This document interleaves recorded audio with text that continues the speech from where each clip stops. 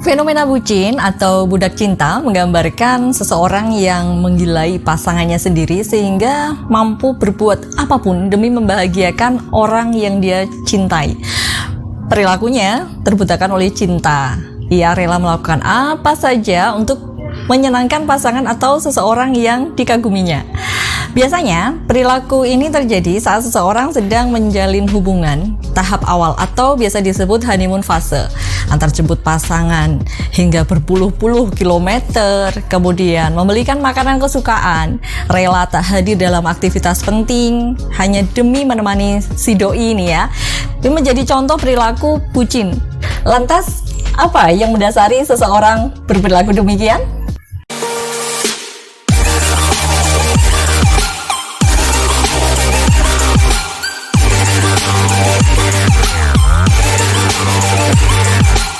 Assalamualaikum warahmatullahi wabarakatuh. Halo, jumpa lagi di channel Era Sukanti. Kali ini kita sharing tentang fenomena yang kerap terjadi di kalangan muda-mudi, yaitu fenomena bucin dan tips mengatasi bucin yang berlebihan. Yuk, simak videonya ya.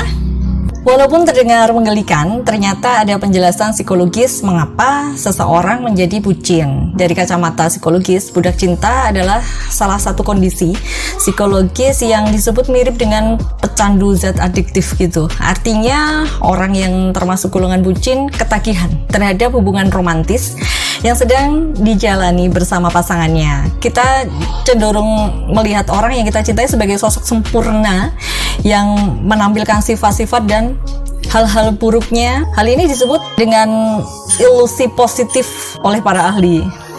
Tahu nggak sih, perilaku bucin yang didasari oleh cinta buta ini juga terbentuk karena seseorang belum sepenuhnya mengenali pasangannya. Dalam hubungan yang umurnya masih tergolong baru, seseorang belum cukup mendapatkan informasi mengenai pasangannya. Alhasil, hal ini membuat seseorang tersebut memfilter hanya informasi positif mengenai pasangannya.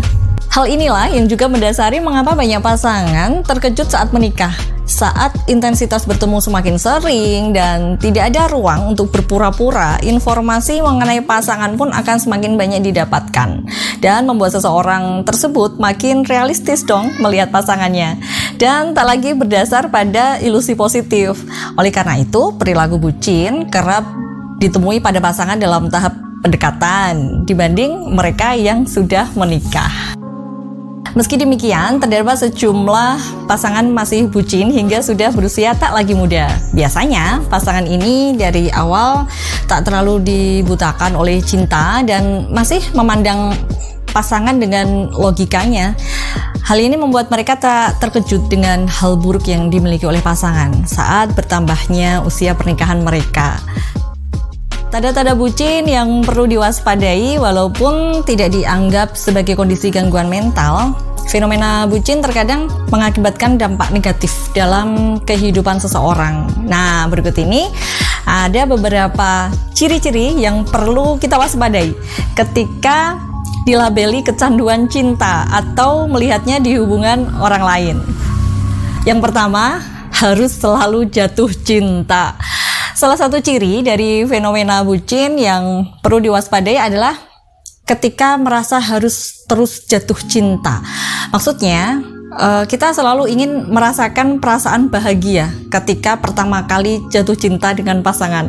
Kondisi ini dapat terjadi karena ketika seseorang jatuh cinta, dopamin dan hormon bahagia lainnya pun diaktifkan ya, hingga menimbulkan euforia yang cukup tinggi. Fenomena ini umum terjadi sih ya ketika kita baru saja menjalani sebuah hubungan, hingga tidak mengherankan jika ada orang yang merasakan perasaan itu lagi dan lagi. Kecanduan terhadap rasa bahagia tersebut ternyata membuat sebagian orang ingin selalu merasakan cinta di awal hubungan. Bahkan tidak sedikit dari mereka yang tidak ingin bertahan dalam sebuah hubungan terlalu lama karena takut cintanya pudar.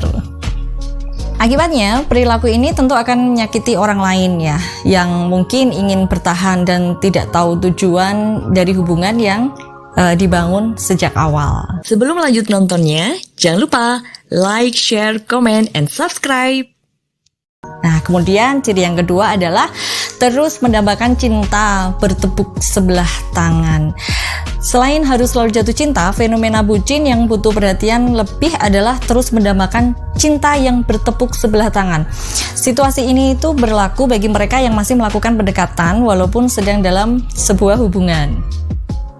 Contoh nih ya, kita mungkin sulit move on meskipun sudah putus sejak lama atau terlalu terpukau pada orang yang dicintai, tetapi mereka tidak membalasnya. Bagi mereka yang berada dalam hubungan, mungkin istilah budak cinta ini lebih cocok ketika orang tersebut terjebak dalam fantasi di hubungan tersebut.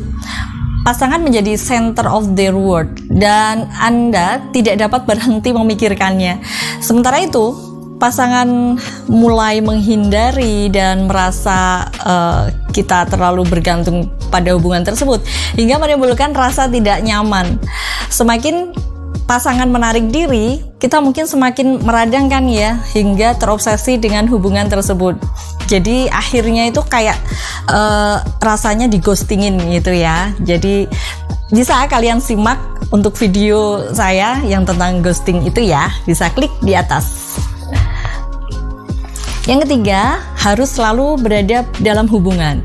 Bagi mereka yang masih terjebak dalam kecanduan terhadap cinta yang cukup parah nih ya, terkadang membutuhkan orang lain untuk membangun harga dirinya. Apabila kita merasa sulit mencintai diri sendiri atau mencari kebahagiaan sendiri, mencari seseorang untuk memenuhi kebutuhan tersebut akhirnya dilakukan.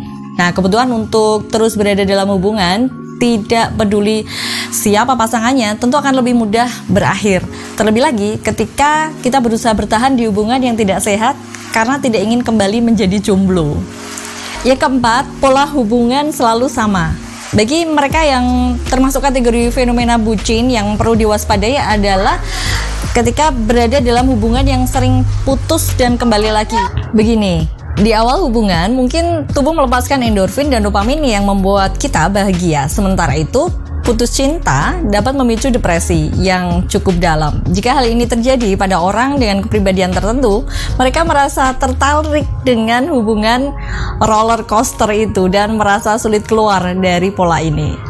Akibatnya, tidak jarang siklus hubungan putus nyambung ini mempengaruhi kemampuan kita untuk memutuskan sesuatu dan mungkin bersikap impulsif.